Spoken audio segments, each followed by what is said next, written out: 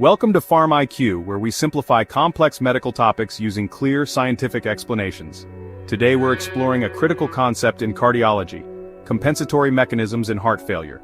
When the heart fails to pump efficiently, how does the body respond to maintain blood flow and pressure? Let's break it down.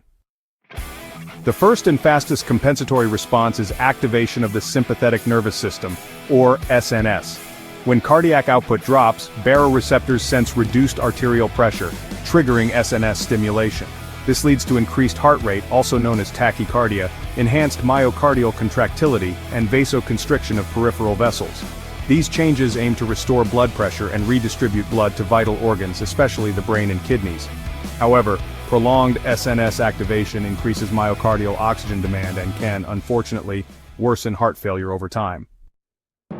The second major response involves the renin-Angiotensin-Aldosterone system, or RAAS.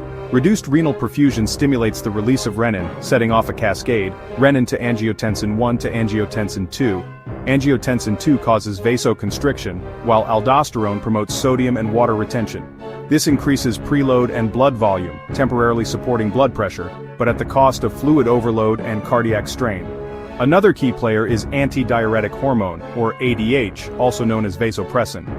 Triggered by low blood pressure and high plasma osmolality, ADH increases water reabsorption in the kidneys, adding to the circulating volume. Again, this compensates in the short term but contributes to congestion, pulmonary edema, and worsening symptoms. Over the long term, compensation in heart failure involves structural changes in the heart, what we call cardiac remodeling. The heart muscle actually hypertrophies as it tries to handle the increased workload. The ventricles, well, they dilate so they can accommodate more volume.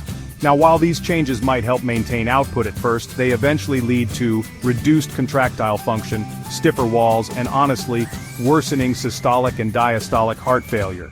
In summary, the body's compensatory mechanisms in heart failure, though vital at first, become maladaptive over time. That's why modern heart failure therapy targets these systems: beta blockers to reduce SNS overactivation, ACE inhibitors or ARBs to block the RAAS, diuretics to manage fluid overload, and, newer agents like ARNI and SGLT2 inhibitors for disease modification. Understanding these mechanisms is really key to both pharmacological intervention and patient care. Thanks for watching Pharm IQ, and don't forget to like, share, and subscribe for more high-quality medical content.